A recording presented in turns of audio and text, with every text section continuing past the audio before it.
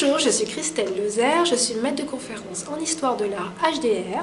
à l'Université des Antilles et je suis actuellement chercheuse en délégation au Musée du Quai Branly Jacques Chirac.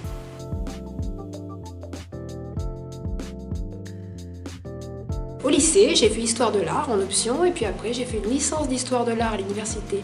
Bordeaux-Montaigne, puis une thèse de doctorat sur les expositions coloniales en province au XIXe siècle qui m'a permis d'avoir le prix du musée d'Orsay. Et ensuite, donc j'ai soutenu en 2009 et en 2011, j'ai été recrutée à l'Université des Antilles pour développer l'enseignement et la recherche en histoire de l'art puisque je suis la première historienne de l'art de l'Université des Antilles.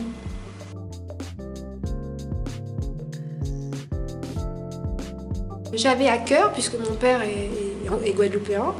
quand je suis arrivée en 2011, de développer la recherche en histoire de l'art et de travailler sur cette histoire de l'art des Antilles qui était encore jusque-là peu connue, en tout cas pour sa période coloniale. Donc pendant 10 ans, j'ai, dans un travail très minutieux, essayé de retrouver les traces de cette histoire de l'art à partir du XVIIIe siècle jusqu'à la Seconde Guerre mondiale, jusqu'à 1946, la départementalisation,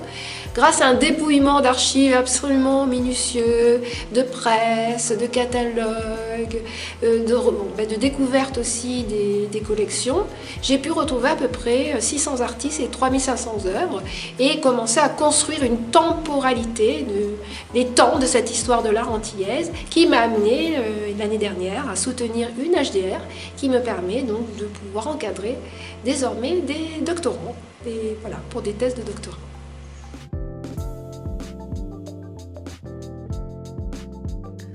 Pour moi, je dirais que c'est très important quand vous travaillez sur la Caraïbe ou sur d'autres territoires, de vraiment toujours penser à décentrer votre regard. Moi, je fais de l'histoire de l'art décentrée, c'est-à-dire j'ai la chance de travailler à l'Université des Antilles et d'être directement auprès des archives de Martinique, de Guadeloupe. Alors, ça veut dire qu'il faut toujours penser, quand vous travaillez sur ces territoires, de certes travailler sur les archives que vous pouvez trouver à la BNF, aux ANOM, etc., mais toujours penser à regarder ce qui se dit, ce qui se fait depuis nos territoires. C'est important de changer les centres, de faire de France ou de Pointe-à-Pitre un centre et de faire de Paris, par exemple, la périphérie. Ou également regarder ce qui se passe aux États-Unis, etc. pour croiser, parce c'est une histoire qui est en mouvement et qui doit être dans un jeu de dialogue équitable entre la Caraïbe et les Antilles